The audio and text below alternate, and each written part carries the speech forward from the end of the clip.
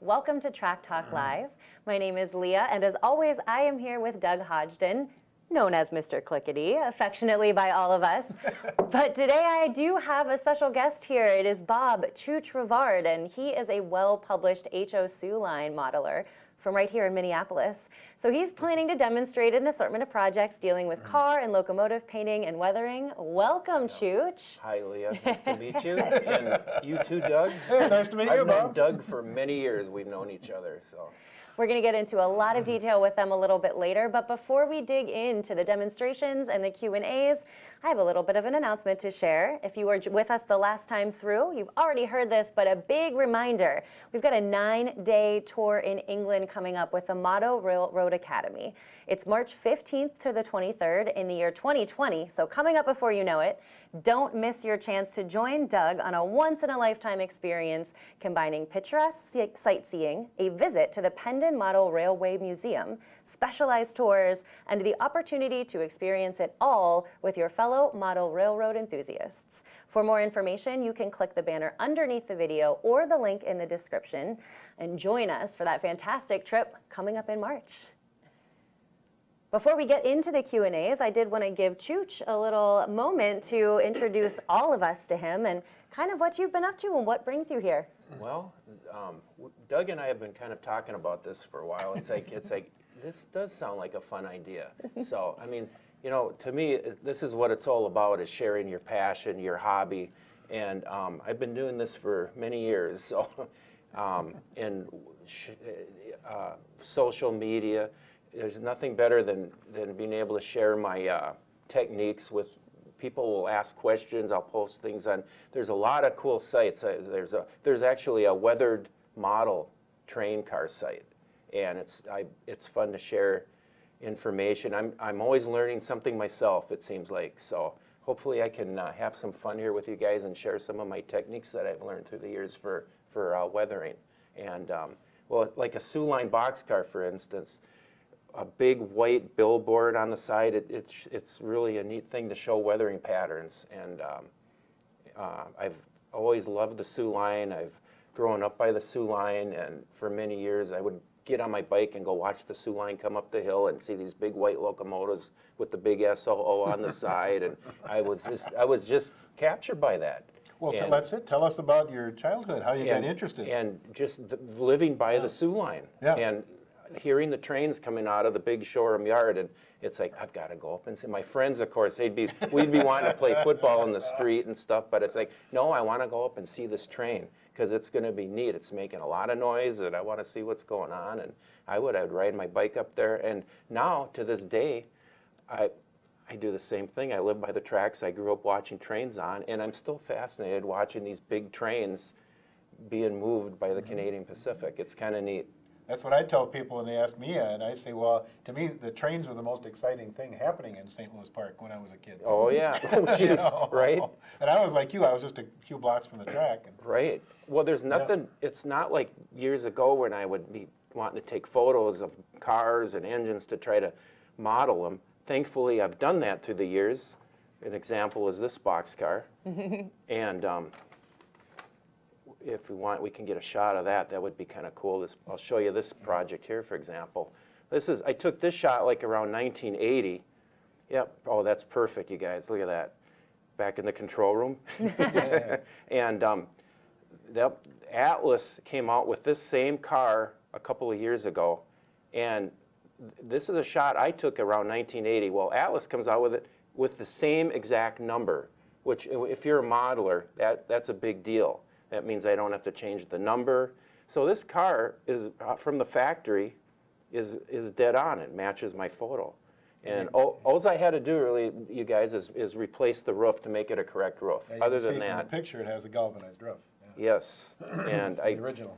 Yep, the original. You can see that gray roof. I used a light gray to paint my roof to capture a galvanized. It basically looks like gray paint. That's what a galvanized roof would look like. So, Absolutely. yeah. Oh, pretty cool stuff. We're going to dig in a little bit more to some demonstrations in a moment, but first, Doug, what have you been up to? Well, I just wanted to mention that I went to, the past month, I went to the Chicagoland Rpm Convention, and I you know, I really talk up these conventions because it's modelers from the best modelers from all over the country and actually literally the world. Absolutely. That come to these conventions, and I highly recommend them. So you'll have to wait another 11 months till the next Chicagoland convention. But I just wanted to say that as we go down the road here and we'll see how busy Bob gets in the next show or so, we'll actually have pictures of models from there. Oh, fantastic. And then I did not go to the Milwaukee Train Fest, but I wanted everybody to know about it because that's a really good show too. And at the fairgrounds in Milwaukee, and I just too much going on. I was gone so much already, but anyway, that's a good shout out for Train Fest. And then just a quickie thing, I got my new NMRA calendar in the mail this week. And NMRA is a great organization, and I recommend it. So I just thought I'd hold up this calendar and give them a little promo, but I recommend joining the NMRA. So Perfect. that's my news. And I do have some models. We can talk about those later. I got some projects too. Absolutely. I will be keeping an eye on your questions as they come in. Please feel free to add them to the chat box. We have a jam-packed hour of content, I'm sure. So I'll slide in anything that's specific to a demonstration that's being talked about in live time as best I can, but otherwise we'll get to as many questions as possible. I guess we can start right away if we want to Sounds take good. field one right off the bat. See, by the way, great. now Bob was gonna built mention this the- model up front here. You guys have had this empty track, and I thought maybe I'll bring something to put on your empty track. And I figured Doug would like this. This is what's in my backyard. As if I don't have enough in my basement. This is the hobby that gets me out of the basement in the nice summer months for about 3 months, and I'm out in my backyard enjoying the outdoor trains. And this is one of those Revell models, 1/25th scale. And, you know, it's the kind of, when you were a kid, you put the car together. The first part you put together is part one of the engine, right, of the motor. It's like, it's all pieces. And my friend Marv Koenig came up with the exact D8, Caterpillar D8 paint. So that's the exact color of yellow they would have used on there. And it makes a great flat car load for G-scale. So that goes to show that even when you're in model railroading, sometimes you build things other than railroad equipment. Exactly. Yes, exactly. It crosses, the hobbies, hobbies will cross, yes.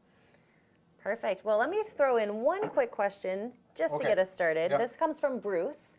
Bruce is asking, what is the best way to rust a tanker? A tanker, like, is Bruce talking about a tank car? Probably. I would assume so, yes. Boy, yes, there's a lot of different, it depends how heavily you want to duplicate the rust. I've done so many articles through the years. That's one of the things I have done is showing weathering, especially if it's a white tank car. Boy, there's nothing better than an old aged tank car to So show you use rust different patterns. products. You use Yes. water-based, oil-based, weathering powders. Yep, it just depends how much rust and what, if you're trying to duplicate rust patches, and which is what I'm going to try to show. You could actually use these techniques on a tank car. Yeah, I guess it So would apply for any kind of a car, really. yes, so in fact, Great. I'm going to start here. You might be able to use these same techniques on a tank car. Oh, So here we go. Here we go. Here's a box car that is available from Red Caboose, and it's a kit I happen to have laying around for years in the box, and I thought, oh, this will be perfect to bring to Track Talk and talk about it with you guys. So this is already painted and weathered from the manufacturer, and the first thing I did was to do the roof. So I have a technique where I like to simulate rust patterns on a roof, and a lot of box cars, the paint peels on a roof, and to duplicate that effect, what I did is I painted a gray primer under this roof and then painted the base color, which is basically an oxide red. So that's what's on the roof covering this primer.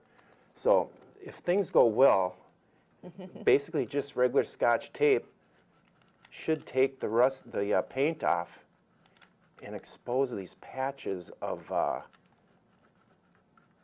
the metal roof underneath. And if nothing else, I've got a backup plan here. Ooh, This is- heavy duty Really tape. This is Tape, this is okay. packaging tape. So it's basically nothing more than just pressing it down And you just kind of yank it up. So and then yanking it up. There's nothing scientific about it. And you can actually tell that that is actually taking some of the paint off.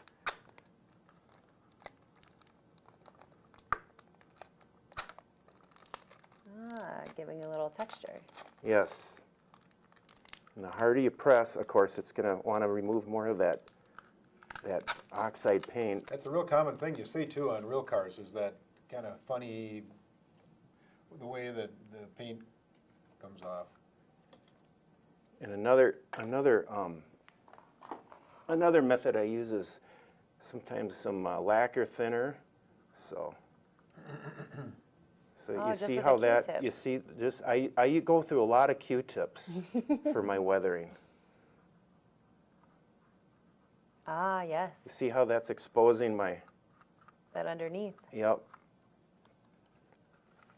Here, we'll take our tape off here. And that's going to simulate the patches of paint flaking off of the metal roof. Do you ever use that method where people put salt Yes, I have used that. I did. salt granules? Yep, and then Frank you Jordan paint over 'em? Frank Jordan gave me a car a few years ago, and I weathered the roof using that exact method. Yeah, yeah. Now you see how that paint is coming off. This is my backup plan, using the paint thinner and the lacquer thinner. Now you want to use this sparingly, the lacquer thinner. You don't want to get it on the sides of the car, because it That's will really starting to show. eat into the. Yep. Yep, that funny spotty look. Yep. Yep. So there's that, and there's a few more patches we're going to do here.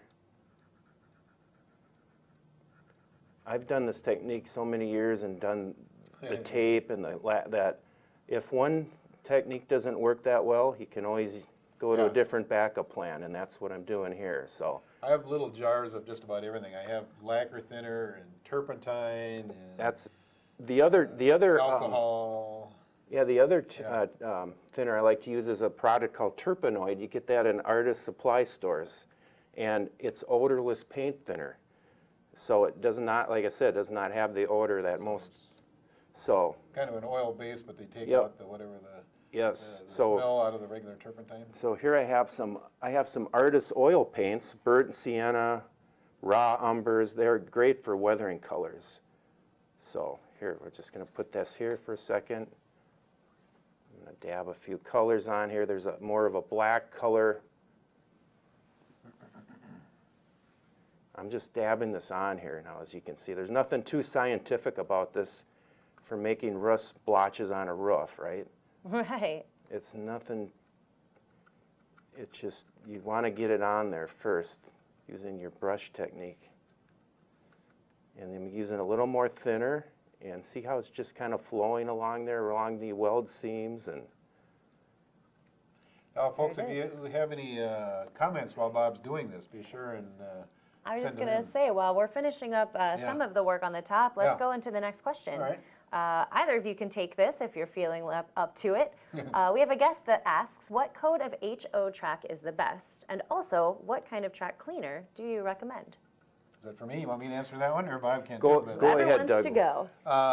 Well, you know, Code 83 is probably the most popular in HO now.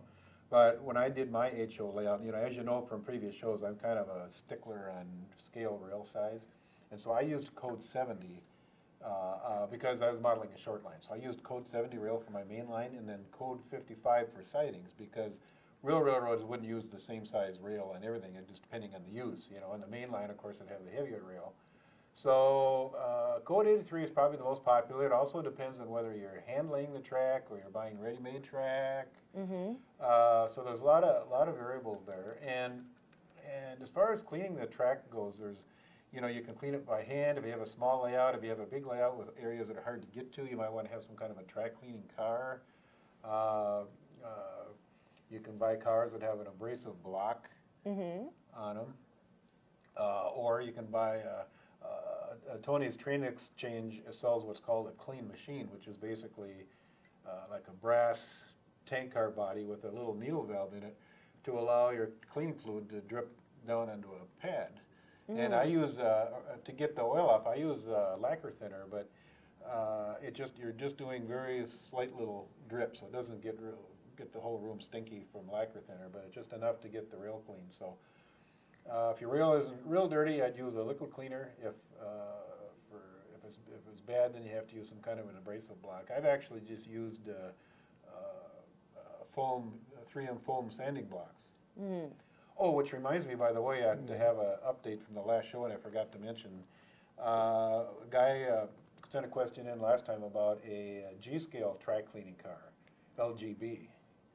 And I failed to mention, it was my fault, I failed to mention that you could contact Only Trains. And they sell those, the actual pads that go on that LGB car. So that would be onlytrains.com. We have some people watching a lot of the hand movements and things that you're doing for the technique. I'm wondering if maybe you can slide a little bit so that we can see more of your hand technique, the strokes that you're doing with the paint. And would you guys mind in the control room, this shot I have up on my computer, this is a great example of a photo I took in the late 80s. It's a little out of my modeling era. I model 77, but it's a nice example of weathering patterns on a Soo Line boxcar. So I thought that this would be a perfect boxcar to show you guys. Some of these rust blotches you see on the Soo and the Line lettering. I'm basically just taking these artist oil paints here. It's burnt sienna, raw umber is one of the colors I like to use. And I'm just, as you can see, I'm just putting these blotches on here, trying to simulate what I'm seeing in my photo. There's nothing more inspiring to me than a prototype photo. It's really just neat. You can see in that on the lettering on the real car how you have those just blotches right on the white lettering that really obvious. And you can see can see the pattern where the door has been opened on this car in particular, right? So I'm going to put a couple of blotches. On the car. Where it would scrape on the car. Yep. So I'm just applying a few blotches along kind of what I'm seeing there. You don't have to be real scientific. Let's try to go with that for a second, and then I'm going to show you guys now. Different brush. Now this is a fan brush, and now I'm going to take these weathering blotches, and as on the prototype you can see some bleeding. Now what this should do is simulate that effect. You see how that's just to go very lightly. See, very lightly, and it's dragging that paint down, much as how you're seeing on that prototype shot there. Those blotches look so good. They look just like the real car. That's what I'm trying to do. And where the door has been sliding on those marks, we could just kind of use that fan brush and do something like this. That's one thing when you're weathering, you want to think about kind of what would happen to a real car. I mean, anytime you have a car outside, of course, you're going to have things that are running downward. If the car's in the rain, or things washing down, or in the case of the door, that's a sideways scratch because of the motion of the door opening. So, and another technique I like to use for one of the things to me is weathering on freight car trucks. I got an old 40-foot boxcar, Doug, as you well know. Right. Years of one of the weathering patterns I see is on the sides of the wheels, gunky, gritty, black grease. I mean, these things are black. So what I'm going to show you here, as you can see on my model, I've already pre-weathered my trucks. So the side frames and the wheels already have the weathering applied. And so I've got my truck, my wheels have that gunky black, almost, it's just flat black is what so let me show you here real quick, my first step here. So down here, you guys, I have this, this is just some paint, cheap paint I bought, some flat paint, Rust-Oleum, this is, and I'm just going to. What color is that? This is this is flat black. Okay. So what I'm going to do is take my Well, they're setting my up that wheels shot. here. Can we do a quick question? There we go. Slide another question in too. Sure. Keep going, Bob. Okay. All right, go ahead. We'll talk. Yeah. Alfredo on Facebook, hi Alfredo, is wondering where he can purchase a complete collection of trains. Well, you know, it depends on what you're looking for. If he's looking for new or used, I mean, there's a lot of, obviously, hobby shops and train dealers that sell new train sets. Or if you're looking for something antique or used, save a little money, then you can go to, say, eBay Ah, yes. or train shows. Ooh, that would be a good way. Where people are selling trains. So, yeah, there's a lot of variables there, and depending what you're looking for and how much money you want to spend, of course. Amazon, be another one. You can look on Amazon and see what's out there. And we have a similar question, just to tag on, from Stefan. Since Yardbird is seemingly out of action, where can a person go to find replacement motors for an older Mantua steam locomotive? Well, you know, I would recommend Northwest Shortline, and they've been a staple in the model railroad hobby forever, really. I think since I was a kid. So they really know their stuff, and they've just converted over to new ownership. But it's one of the employees that took it over. It always was a family business. So it was the guy and his wife that ran it before, and now there's one of the ex-employees and his wife taken over ownership. And they have all sorts of motors, and of course with the Mantua, originally had the old open frame motor. You probably want a better quality motor than what would have come with it originally. So you can buy can motors from Northwest Shortline. Yeah. They come in millimeter sizes, so you just measure what would fit inside of the boiler of your locomotive. And you attach them down, you can just, they're round, you can just sit them into the locomotive frame with a gob of silicone. Just put some silicone in there, and then the motor just sits in there in kind of the bit of silicone. And it cushions the motor. It's a sound ending thing. It's great in all kinds of ways. So try Northwest Shortline. Awesome. Hopefully that's a good place to get started for some of those searches. I see that we're moving on to some more weathering over here. Real quick, you guys, another thing I want to point out. So the sides of my wheels I painted with the flat black spray paint. To achieve that gritty, black, gunky look, I've got some pastel that I used a knife, and I scraped the shavings off to make a powder in this little jar here. So I'm going to take that powder now and put it right on my wet painted wheels, and that'll help get that black, gunky, you know, it really looks gritty, like there's sand against it. It's from years of grease on those brakes, you know, we've being seen that. greased. It's like the combination of grease and mud all caked together. And it almost has sort of a stucco look to it when you look at it real close. It's just the mud and probably gravel. Yes, it's so. I want to hold up those cans of paint you were using too at some point and to show the people what you were using. And of course, at home, of course, using a well-ventilated area, as you can tell. Right. But this is just some Rust-Oleum, absolute ultra flat. That's what you want to see. You want real flat looking paint. And now the side frames, I've taken some of my weathering powders, make some nice weathering powders. There's a light rust. Hold that down so the camera can see it. All right, here, I'll put it right here. Yeah. There's one called Delta Dirt. That's a nice AIM powder. Delta Dirt is fantastic. Grimy black. It's a good quality, and that's the one that has the powder glue mixed in right with it, so yes, you can just rub it in. And it's very fine pigments, so people will ask, do you have to overspray it? Or it's like, I generally don't. Right. I mean, it's hard to get off even when I want to get it off. I accidentally put it on areas, and I want to try to get it off. Now I'm putting I've got a little container that I've put just a mix of different types of powders from my sheets of paper. As you can tell, you can get a lot of powder. And so now I'm putting some powders on the frames. I'm using like a rust. This gives it a little more of a contrasty look. As you can see on my prototype shot of that Soo Line boxcar, the side frames are a little bit lighter looking than the wheel sides. So I'm just using a little bit of a lighter color rust powders on here. And let me put that back for a second. I'm going to take my black powder, my ultra powdered from the pastel that I've shaved off and made into a powder, and I'm just putting that onto the sides of the wheels here. I know you're using that same fan brush from earlier. Yes, and that's fine. Yep, that works fine for that. And there's that black powder I'm picking up, putting it on the side frames of the sides of the wheels. Okay, now, when I'm happy with the results, I'll just snap my wheels back in.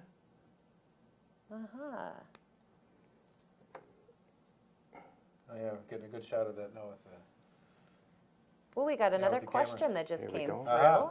So while you're putting that together, we've got a question from a guest. What is the best brand of DC HO trains? Whoa, that is a Opinion very questions. good. That's a very good question, Doug. There's so many, and actually, they call them DC, which is maybe kind of an older term, because now most everything is DCC. But people would use DC as a comparison to the real early trains, which are AC. Okay. So anyway, I would get a good quality manufacturer, locomotive, cars. I mean, GADS, Bob. We were just talking about that before we went on. How I was trying to get to remotor one of my older engines and using the Atlas. Atlas years ago made a fantastic, the GP7. Yep. They made with their Jeep 7s, their RS11 drives. It's a company called Cato, and they made the motors for the Atlas engines, and it's ultra smooth, ultra great running. Athearn, Genesis, they're fantastic running engines. You want to have a very good running engine to start with. If you're going to put DCC in an engine, yeah, you want to have a really nice, smooth running engine. That's mainly, one of my I think favorites. what I would say is, if you're going to be in the hobby long term, stay away from those trains like the type of trains you'd buy in a toy store. They're not really made to last very well. But if you're going to be a serious model railroader, you want to spend a fair amount of money and get something, get a good quality. Yeah, Lifelike, the old Yeah. Lifelike, which is Walther's now, the Proto 2000s. They have pretty good Walthers. motors now in them, and very smooth running. Like I said, Athearn, Genesis. Now, Very another thing you good. can do too is that I recommend to people is, if you have a club in your area, Yes. go to the club and see what they're doing and ask some questions with those folks about what they think has been popular with them. Because on a club, I mean, if you're running a club, you put a lot of miles on your equipment. So generally speaking, you want to have something that's really good, Gonna last for a while. good quality. Yes. So. Well, we're moving on to a different box here. Now this other boxcar, this has the galvanized roof. Ah, yes. So I'm going to simulate some of the weathering patterns you would see along the weld seams of the roof. So I'm going to pick up some of these artist oils, and I'm just as you can tell, I'm dabbing this paint on. It's nothing too scientific. Once again, I'm going to pick up that burnt sienna, the darker colors, the artist oil paints. They're fantastic for doing this technique. So I'm going to put a couple blotches here and there. And when you're sliding that paint on, is there any way for you to slide your right hand over Oh, so I'm that sorry. the Yep, look at brush that. can be visible as Right, well? how about that There you right go. there? Oh, yeah. Without messing with Yeah. your technique too Yes. much. Ooh, there it is. Excellent. Now, Bob, sometimes you let that dry a little bit before you do You the can brush you technique? can let it dry. I have locomotives that I've done 30 years ago, and I have too much weathering on this, and I'll use my Q-tip and some lacquer thinner, and I'll cut it with some turpenoid, the turpentine, and I'll remove weathering using that method, and it works very well. Now, these are artist oils you're using right I'll now. go through like 30 Q-tips on a project, getting old weathering off. These are artist oils, yes, and in the product, like I say, it's called turpenoid, Yep. and it's an odorless paint thinner. I And know those. and I it's- bought artist oils over at Michael's, as an example. Craft stores. And I can vouch, it is odorless. I'm not noticing any Yeah, odor from it. well, what we're smelling is the Rust-Oleum. Just a little bit of spray paint is lingering. So let me grab another one of my Q-tips here, and I'm going to pick up my, oh, here I am going in front again. I'm going to pick up my turpenoid. Now, one of the neat things about this technique is when you put the turpenoid on there, you'll start getting a really neat effect with the, when the paint, the thinner will start blending with the paint itself. Oh, there it is, yeah. And Bob, you're talking about using a mixture of techniques, so you might use like, say, because the one thing I talk about is you don't want to do the same technique on every car because, these cars are all over the country. And They wouldn't have experienced they're not the all same. going to look the same. Different So shades. you might use like, say, a water base. I use water base, like You some can of those mix. craft paints. You can mix water base with when you're weathering a roof. That's very common. Thin them with alcohol is what I do. Yeah, alcohol and. So, and then of course you also have the weathering powders. Yep, I like to finish off using the weathering powders. Today I can use mostly the powders because I don't have my airbrush here, of course, so. Yeah, we'll have to do that another day. We'll Yes. get the airbrush going. And So- Yes, we've had some questions about airbrushing techniques in the past. So again, keep your questions coming as we keep on working through all of these demonstrations. I'll be feeding them through.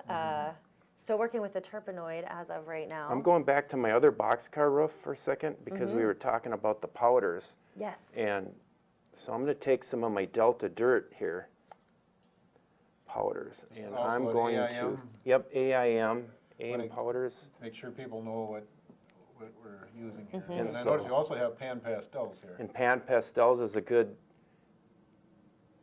weathering powder. Oh, and you have colored pencils. Colored That's pencils, Another thing I've because- used, like rust color pencils for.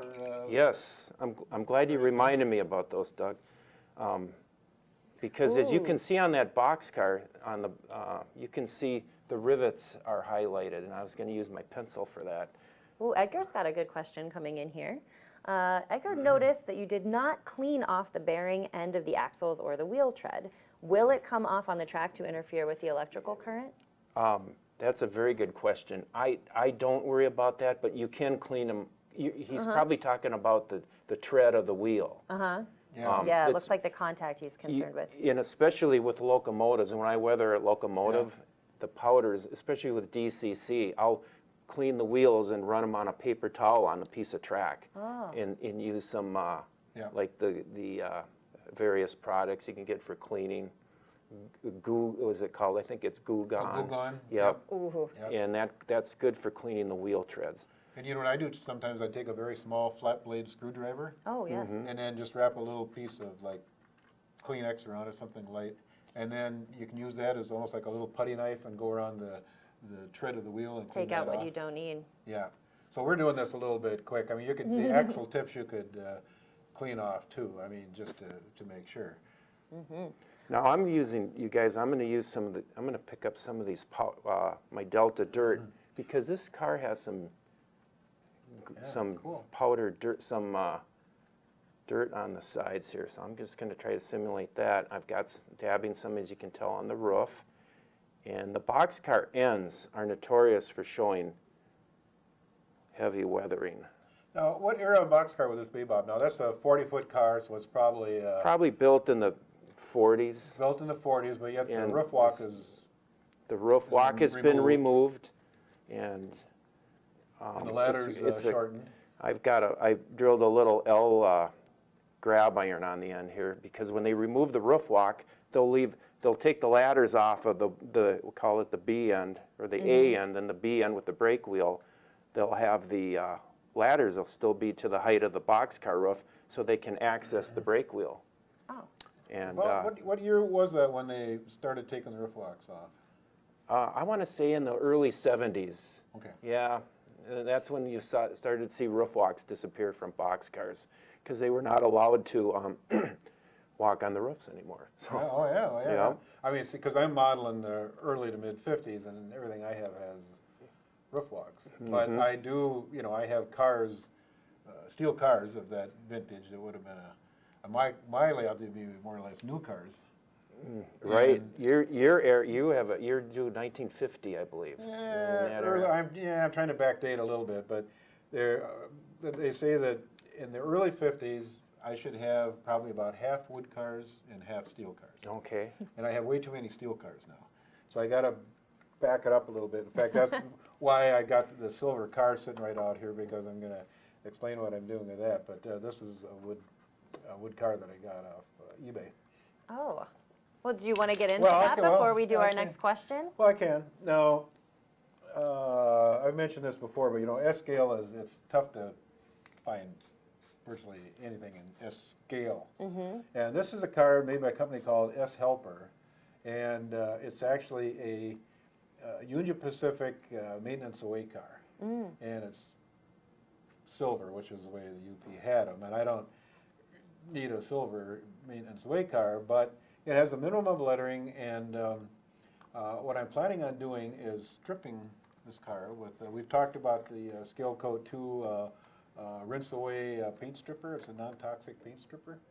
So I thought I'd use that on this car just to show what you can do to strip it. I want to paint it boxcar red and do it in Southern Pacific, but this S Helper company did all the details. All the grab irons and everything are on here. The difference is that they sell the car with tin plate wheel sets and couplers. And so, if you can see that with this camera, see the... Do you want me to hold it over into the other Well, camera maybe while you're just, talking? yeah, look at the bottom side, you can see it, and Bring that right over it's here. kind of a There we go. crossover Yeah. car, so you could use it for either scale or template. And of course, I'm doing Proto 64, so I have to change the wheel sets, and then of course, see the big American Flyer style couplers. And so I have to change all that over. My couplers will be KD body molded. And then I'll put, actually the trucks are good on this car. They're a sprung Andrews truck. So I'll keep the truck side frame, but then put the Proto 64 wheels in there, which, hey, by the way, I'll buy from Northwest Shortline. Doug, you want me to throw some weathering on your box? Here, as long as it's here. Here we go. Let me throw a little weathering on there for you. Look at that. Yeah, the truck, Can we get a trucks I'm gonna close-up of keep. that, you guys? Look at that. So I thought It's not bad. They're nice, detailed I thought trucks. we'd do a thing with using the wash away, because I've had that, or rinse away, I guess, the paint stripper stuff from Skelco too, because it's non-toxic and it works really well. And what I would use is one of those bread, like a bread tin for making a loaf of bread. Oh, yes. And you know, and you can put the fluid in there and then just basically drop the car in. And you can take, you don't want to be too harsh with it, but you can take an old toothbrush and kind of scrub it if need be. But these are great cars, and so in future shows here I will be showing you how that works. I just got this car about 2 days ago. Ooh, brand new. Now, off eBay. Now this is a car I also got off of eBay, and I think I mentioned this last time. This is what's called, I guess Bob can hold that up too. This is what's called a Milwaukee Road Peekaboo Gondola. And I actually have two gondolas I'm going to work with. And they're both USRA gondolas built about 1919. And so this particular car was modified into this style in about 1956, which is a little new for me. So I'm going to have to cheat on history. I mean, I like, I like to be reverent with history and do everything right, but I have to cheat on history a little bit because this car would be a little new for my purposes. But also, you notice, Bob, in the floor in that car. The floor. I was just looking at the floor. Printed, but it's actually the wrong floor. Oh, it is. They did not have drop doors in these cars. And so it's a wonderful job. The floor is fantastic. It's a real wood floor, isn't it? Yeah, it's real wood, laser Very detailed. laser drawn. But actually, I bought Northeastern strip wood, or scribe wood. okay. Scribe wood, I mean. And I already cut one to check the size. So what I have to do is get in there with my chisel blade X-Acto and chip up some. and scrape that whole thing out of It's there. dying for some weathering. This bright floor. Yeah, I mean, it's going to be. Right? I'm going to it's going to get all broken up. They glued it down in there, and it's going to get all broken up. But anyway, this is another S Helper car. It's just a wonderful car, and a wonderful brake detail on the underside. So for future shows, I mentioned that I'm going to title my gondola episode here, "The Tale of Two Gondolas." Ooh, I like it. Because I actually have two cars and I'm going to modify them two different ways. And I actually have a whole bag of detailed parts, which I wasn't sure I would get into today. But I'll just give you a quick show of what I've got. While you're pulling some of those Yeah, out, sure. let's get to Well, get back my to Bob there, I personal know. favorite question Yeah. so far from Joe. Oh. What is the best way to clean your hands after weathering cars, or does it just come off with water? I'm going to be at home. I have a bar of lava soap in the bathroom, and that lava works fantastic. Because as you can tell, this isn't for the faint of heart. This weathering thing, Or you probably use the gloves, So you could just it's prevent probably- it. with gloves You know, or lava soap. I never do because I'm just too lazy to do something like that. So and it makes too much sense. So I'll just wash my hands when I'm done. But the powder is one thing, but it's when you start dabbing with the other paints. I came to work the other day and somebody thought there was something wrong with my, I had and it took me about 9 times to mix maroon, Rock Island maroon. And I had it on my hand. I went to work that way, and people thought something was wrong with me. And it's like, here's this maroon paint on my hands. That's funny. But that's what. That is funny. Yeah. All right, so what did you pull out all right. from here, Doug? Well, that's just an example of the type of thing that I do on these cars. And then, first of all, and I've shown these on the air before, but these are Northwest Shortline 33-inch Proto 64 wheels. And they're, I'm sure, available again. There was a little bit of a holdup with the change in ownership in Northwest Shortline, but I'm sure they'll be available again for anybody that's in Proto 64. But they also make this type of wheel for other scales, like Proto 48 or whatever scale you might be in. So that, and then KD, of course. KD is the mainstay in couplers for every scale. And these are KD S-scale couplers. Oh, you want to show it? I'll have Bob show it. I'll pass both of Oh, these yeah, over. those two things. We'll start with those. Okay. Yeah. This is a bit informal today. You know, it's got a new setup here, so.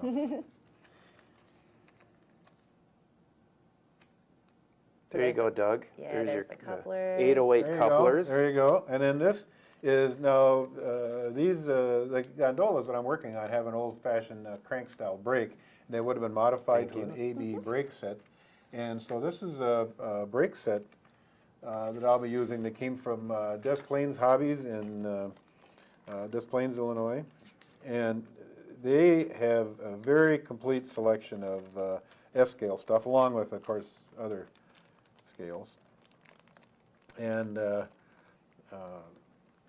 want to see if you can see the label on this one. But also these early cars had, well, both of these cars that I have here have rung-style ladders rather than actual one-piece ladder. And so these are ladders that I will use for the gondolas. And these are actually boxcar ladders that come with a stirrup step from Des Plaines under their brand name S-Scale America. And of course I'll have to, when I use them on a boxcar, I'll use them the full ladder. But when I put them on a gondola, then I can just cut the ladder down to the height that I need. So that's what I'm going to be doing, and you'll have to watch now for. A little more detailing. We're getting to be winter weather in Minnesota, which is good model railroad weather. It's coming up fast. Yeah, yes. so it's good to just stay home, turn up the heat, Yes, exactly. turn up the heat, This and This work is a on your model railroad perfect projects. example. This is what I Yeah, like doing. yeah. Now here you guys. go ahead. The roof is coming along very well. I've Ooh, got yes. my powders on here. One thing I did, and I don't know, we didn't really see it, but I used this Tester's dull coat. It's called. Mm-hmm. And yeah, once again, using a well ventilated area. We're not right here, but this stuff works so well, and it gives your finish a dead flat. And even when the dull coat is wet, I will apply the powders. And as you can tell, the dull coat now has dried, and the powders are remaining in. It's giving that nice textured, rusty look to this boxcar roof. That's a good idea. So I'm really getting the dull coat's a little bit tacky, and then you put the get my hand out of the powder way pigments again. on there. Yes. Yep. And Now we have a medium question.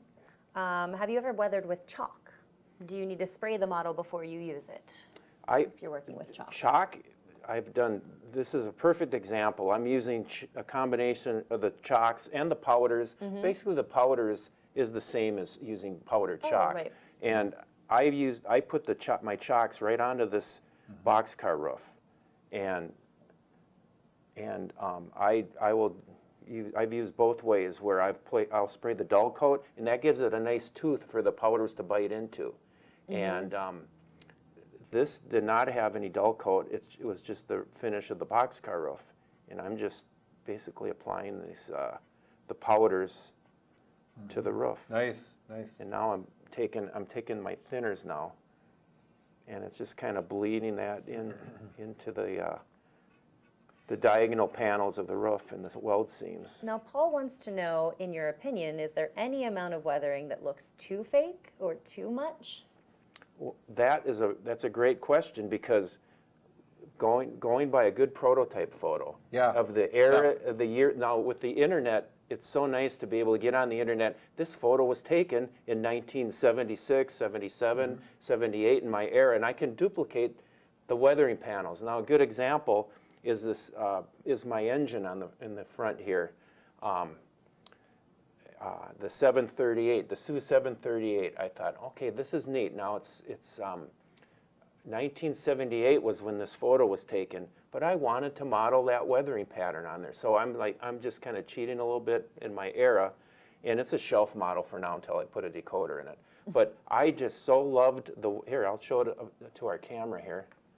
Well, now another thing about I it, too, love you're- the weathering on Oh, this sorry. photo I found on, and now, I just wanted to duplicate this pattern because there's I'll tell you, there's doing the Soo Line. It's like a white Soo Line locomotive is equivalent to an artist's blank canvas. It's nothing yeah. better than for showing weathering patterns. No, I was going to say that when you're doing a 40-foot boxcar there that is probably 40 years old. Very true. So, as far as weathering goes, if the car has never been updated or repainted, now, in your case, they redid the roof. Would that actually have been a whole new roof, or do you think they just, Well, on the well, boxcar? it's I'll tell you about that. Here, that's Yeah, a well, neat now look shot. at that I love that weathering, yeah. shot, you guys. Now, see, at there's that. an example where if you copy the real thing, you can't be wrong. This is what's neat about Yeah, using yeah. a prototype photo. It's not much like an artist capturing a painting. You can't if you use the prototype as a guide, you're going to do probably pretty good. I'm going to put this back real quick, you guys. Yeah, this boxcar, Doug, is a good example. The Soo Line replaced the roofs on these boxcars, in the late 50s. So this had to have yeah. the boxcar roof that this car kit came with, the Atlas model, had a correct roof when it was built in 1932. Right. And in the 50s, late 50s, the Soo Line replaced these roofs with galvanized diagonal panel roofs. So I had to chop out a car roof from another car. I There you go, put it yeah, in this yeah. car, and I used my Dremel to carve the roof out and put this roof in, just to have one car of this series that the roof was correct. Well, I mean, what's neat is then the sides of the car are a lot older than the roof. Correct. So, I mean, That's the very sides true. look really The- highly well, that- weathered it's- and rusty. Actually, it's good that you mentioned that also, Doug, because the skirting of this boxcar also got rebuilt in the same when Okay, they did the yeah. roof. So this had a little bit different, had more of a skirting like the prototype photo here. But so this car is going to need some weathering. I'm just going to use some chocks to weather the sides of this car. But I've got a good start on the roof though here. I'm probably yeah. not going to do much more to this roof. Well, part of the fun for me is doing the research to figure all that out. Exactly. And so you look at, I have a railway equipment register. You can look at when these cars were around on the actual railroad. If you don't have a copy of that, a railway They're equipment invaluable. register. I've seen those floating around. I have copies, but I've seen them floating around on eBay. And there'd be all the roster of all the freight cars and all of the North American railroads. And you can see when that particular car operated. I'll show you real Well- quick here, you guys. A finishing touch I like to apply to my cars, the coupler knuckles. So I've got some rust. Yep. I'm putting rust on the knuckles. We have a couple quick questions that just came in as well. First, let's do one from our guest here asking, do modelers typically spray with dull coat their models that have been weathered with weathering powders? Does a clear coat change the look of the weathering, and is it necessary? I think, especially for the roof, that dull coat, that really ties everything together, like these powders. And it gives it an ultra dead flat, gritty look, just like we were talking about on the sides of the wheels. That's kind of what you want to see on a roof. And it's not always easy to find shot photos of the roof of cars, but it can be done, especially with the internet and in books, and it's just invaluable for weathering. Great. And then Max has a question about pan pastels. What do you think of those for finishing wood structures? I see them recommended for weathering a great deal. And I believe you have some with you I today. have some pan pastels. Here's some pan pastels right here. This is, what is this color? Raw umber. Let you get a shot of it there. I do flat car decks, and I'll even use the pan pastels on a plastic wood flat car deck. And if you use some sandpaper, some airbrushing, pan pastels, you can make a plastic wood flat car deck look like real weathered wood. Yeah, I've seen that, yeah. I really like doing that technique. But I like pan pastels for that, for weathering wood also. Well, even on your G-scale flat car out here, I see that you did grade out the boards. That's a plastic deck. Yeah. We have another question that came in from a viewer on YouTube that's asking, what do you use for a wash? Well, there's a good example is the terpenoid for a wash. That's kind of what I was trying to demonstrate on the when I have my rust blotches applied to the boxcar. Using the wash is a great way to have your rust patches bleed down. For example, here let me do it real quick on the other side here. Let me put a couple of quick blotches here. Oh, so you're starting out with artist oils there. Artist oil. And terpenoid. Yep, and I'll just put a couple on the rust seams along the weld seams here. And now we'll take our Q-tip with the terpenoid, and let's just do a wash real quick here of this. Now watch and see what this does here. This terpenoid, see what that does? Streaks it on down. It's so neat. It starts bleeding, and it interacts with the oils. And you don't get the Q-tip real wet. It's just kind of damp. It's kind of just damp, but it can be wet. I'm actually using it as a wash right now. Right. So now that's washing. Yeah, nice. And when it dries, it'll leave a nice weathered pattern on the side of the car. Nice. Do you have good tips for weathering decals and faded signs? This is a question coming from B. Schaefer. For weathering decals. Weathering decals. And then faded signs.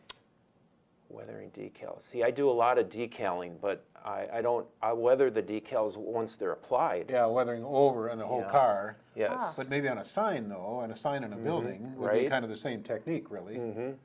And then, as I mentioned, sometimes I could go back and forth, and so I'll use an acrylic wash, too. Depending, I don't know, whatever mood I'm in. You know, try one, try another, see how it works. And so I have a little bit of everything, and I think that's the way to do it. I have choices, have some artist oils, have some craft acrylic paints, and now Bob is using a little paper plate over here, but squirt some paints out and just pretend you're like Picasso, and go dab back and forth. And you can always remove it if you don't like it with more of the terpenoid. But now here I have the wet terpenoid on the car. Now I'm just going to make a couple of blotches with the Q-tip here, and you can see on that white Soo Line. Yeah. Now, does anyone ever add graffiti to a train car? It seems hard, but are there any now decals available? that's a whole subject on its own. And and I was telling you guys how I like to watch trains now. There's nothing I really care about photographing or modeling nowadays from the prototype freight cars, but the graffiti on these freight cars, it's an art form unto itself. There's guys that model modern era, and graffiti probably came in around the late 90s. Mid 90s, early 90s. Before that, you didn't see graffiti. Now, all these freight cars have graffiti, and I don't like to see it. You're right. I don't either. But it's quite the art form. I'll even photograph them occasionally. It's like, that's amazing. And guys model it. There's, if you research online, you'll be able to find people that model graffiti decals. And some guys, Ken Patterson, he paints graffiti on train cars and I've seen people who photograph real graffiti and then turn it into a decal, so you can put it on a model. So there's all kinds of ways nowadays. Get a little bit creative. But if it's a really cool looking graffiti, not that I like graffiti, but if it's really cool, you can photograph it and put it on a model. So there's a lot of in shows down the road here. We're going to talk about a lot of things. I want to have Bob here to talk about detailing locomotives, and we want to talk about buildings, and Bob actually is really good at building bridges.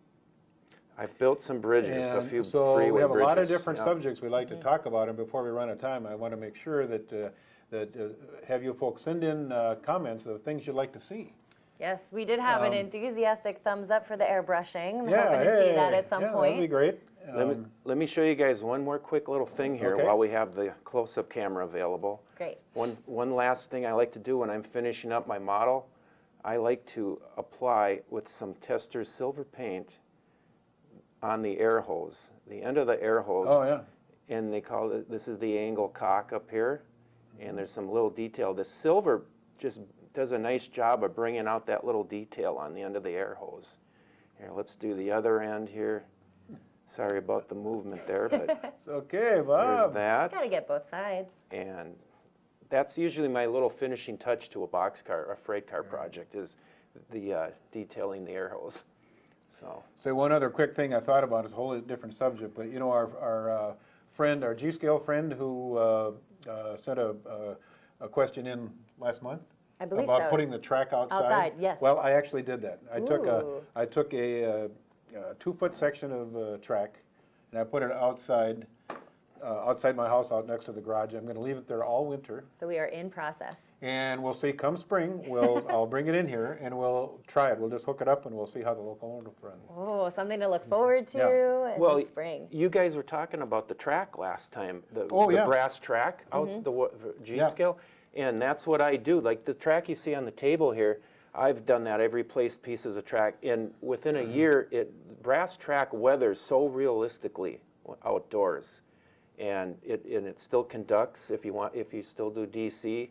But yeah, the brass track will weather outdoors very realistically.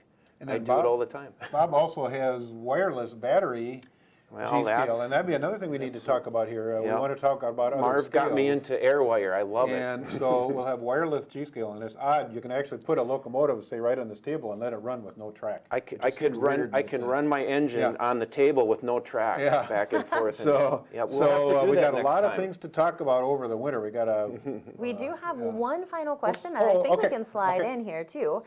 Split Rock 323 on YouTube is asking, do you have a good method of replicating the wheel spray dirt that accumulates on the ends of freight cars? Another good question. the splatter, yep. Combination Yep. of airbrushing can work if you adjust your Mm-hmm. airbrush properly. He's talking about where the ends of the cars where you would Yeah, see the- Flies up from the wheels. where it flies up from the wheels. So I take a narrow brush and just flick it And like a toothbrush. you can do Ooh. that. You can do Yeah, that. yeah. You can take your powders here and put some rust effects there, some powder effects there. And You know, like on the Fantastic. underside of, like, say, a hopper car, where you see it sprayed up on the actual Yes. hoppers.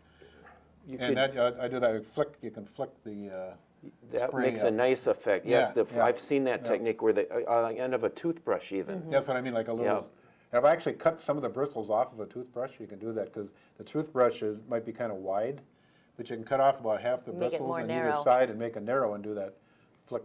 That's flick stuff. that's an excellent question. The end of as I was mentioning before, the ends of a boxcar can show just the gunkiest, blackest. So I'm going to even take some more of my black. This is powdered chalk, and it's just a black end of a car. You can't put too much weathering on the end of a boxcar, Doug.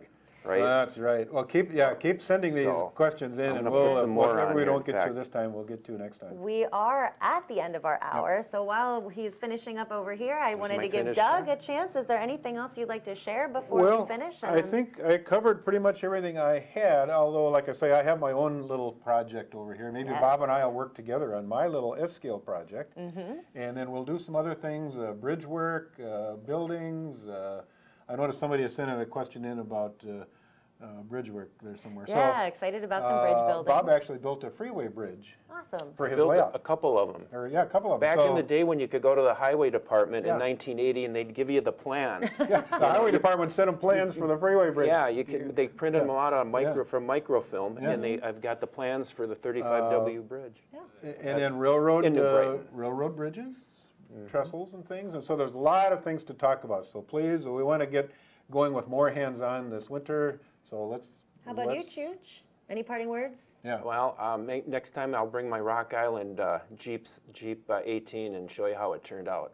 Okay, That's my and then current when project. you build an engine house, Rock Island Engine House. That's right. Yeah, we'll bring So- that someday and put it on a diorama here. Send in suggestions. Absolutely. And as always, remember to follow us on social media. We're on Facebook, Pinterest, Instagram, Twitter. Until the next time, I've got Mr. Clickety over here, Doug Hodgdon, and Bob Chooch Rivard. My name is Leah. We will see you next time on Track Talk Live.